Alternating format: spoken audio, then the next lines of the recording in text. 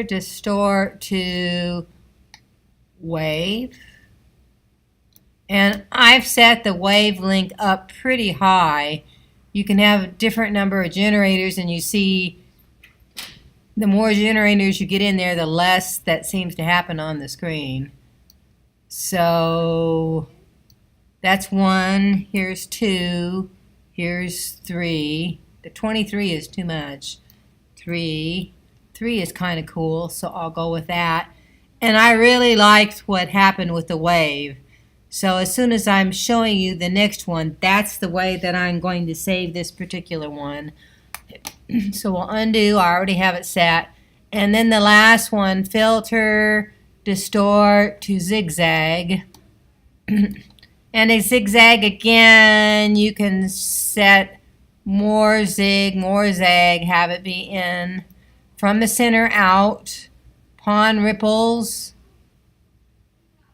All right, let's look at it with pawn ripples. You know, and again, it does look like you've just rippled it like under a pond. So you could have ripples down and below. But like I said, I really like the filter, distort to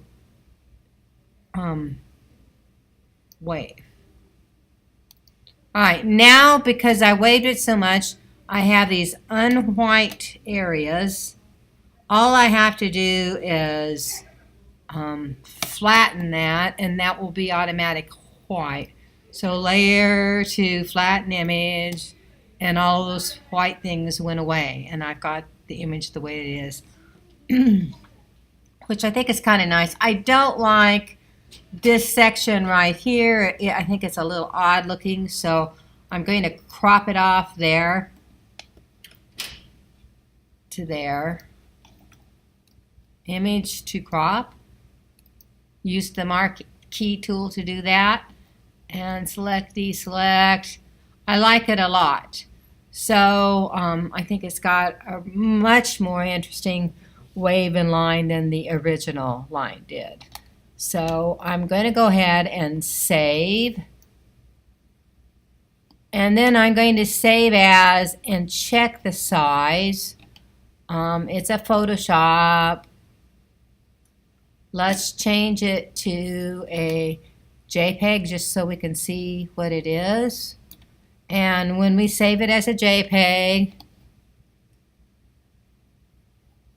it's going to replace it. So let's give it another name. Let's just call this one Flow.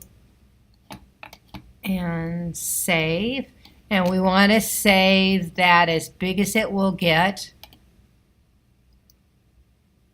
All right, and it's 49 megabytes down here. So if I would go to print that, I can print that quite big at a variety of sizes. The image size is right here, and it says it's, oh yeah, it's huge. It's 61 inches by 54 as a resolution of 72. So I could print that any way we want, but it's way too big to put on the web. So we've already saved it as that. Let's change the image size for a web page so we can put it on our blog. So the image size here is 61 by 54 and resolution 72. That's correct for web, but the computer screen is only 20 inches, and I never want it as big as the whole computer screen. So we can make that anywhere between 9 and 12 inches there with the resolution and say OK. And now when we go File to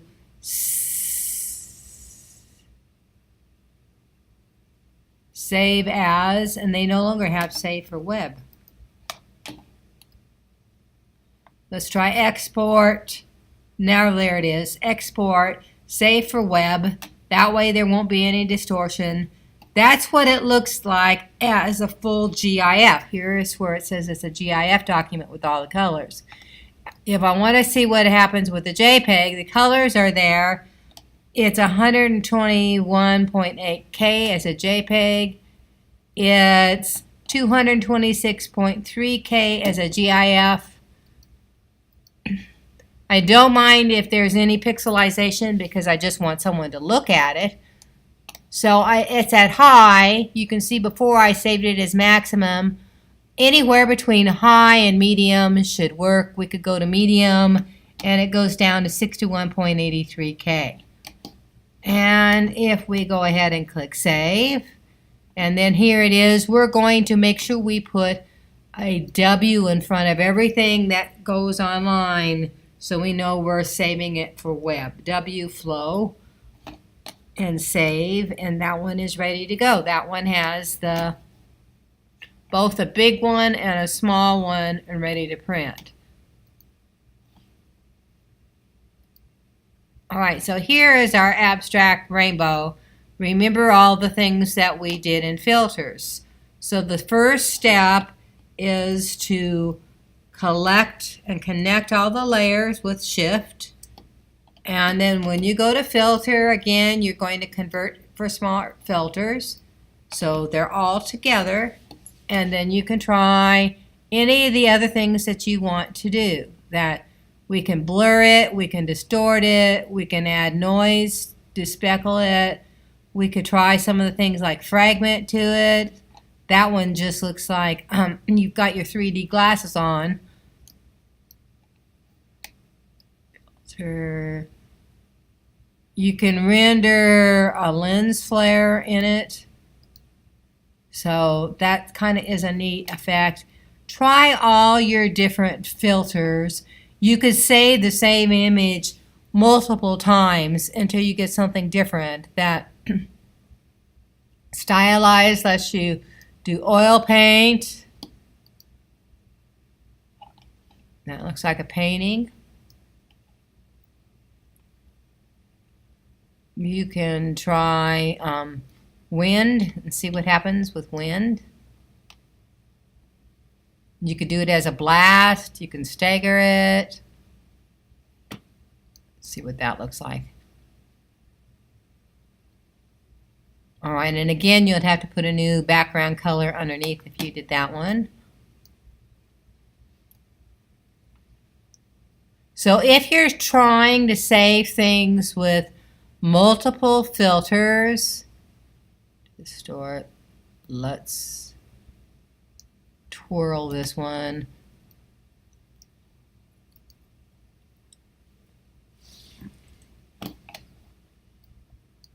You might want to change the colors as well. Filter, distort, twirl, let's add it a little bit more. And there's a really pretty twirl, but I already had a green one. So again, that's an under image. You can go to adjust to both color balance or hue and saturation. So let's change the hue. You can see now it's going in the pink and the purples. That looks like kind of a purpley twirl. And again, I'm going to add a color layer in the background, or I can add it white. That white would be nice to put underneath everything. A new layer as white underneath. Pulling this all the way down, and it doesn't want to do it. That layer one underneath. All right, so here's a light purplish tone. That's too red violet. That's much more blue violet than that. How about that one? Might not look so bad. And pour that into the background. And then that was on the background underneath it all. But not crazy about it.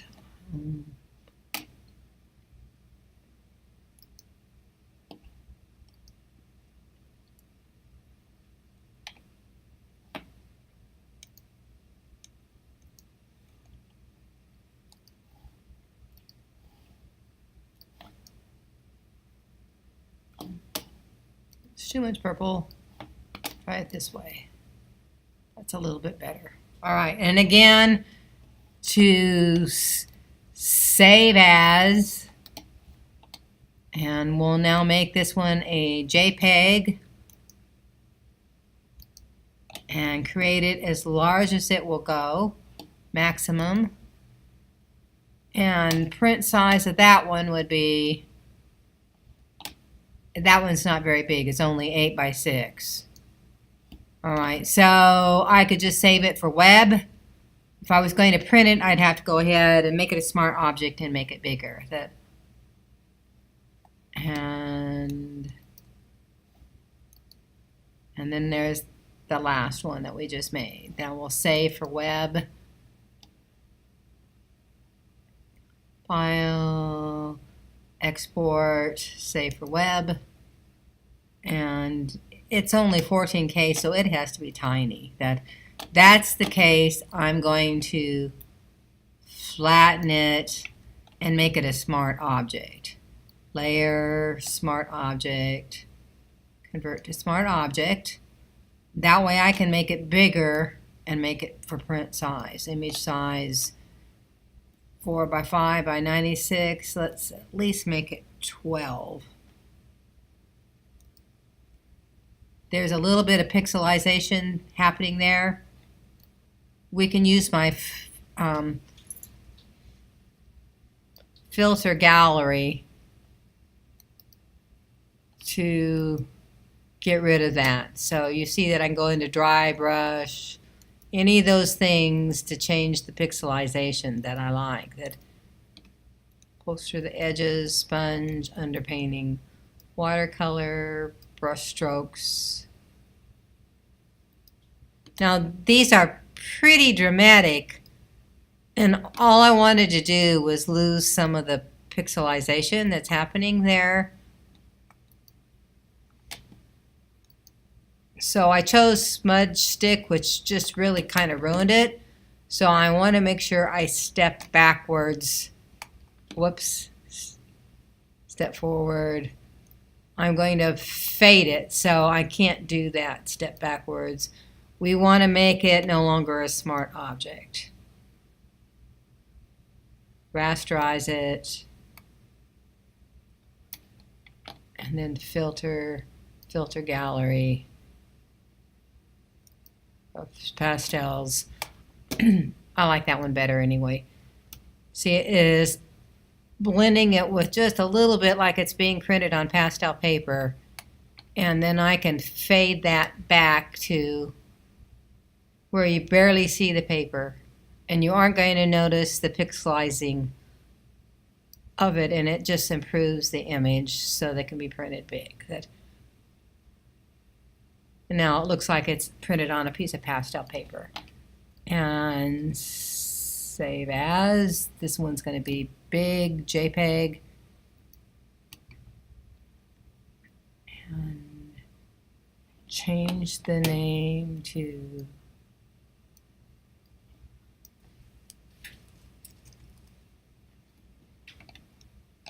and save as big as it can be. And then image size to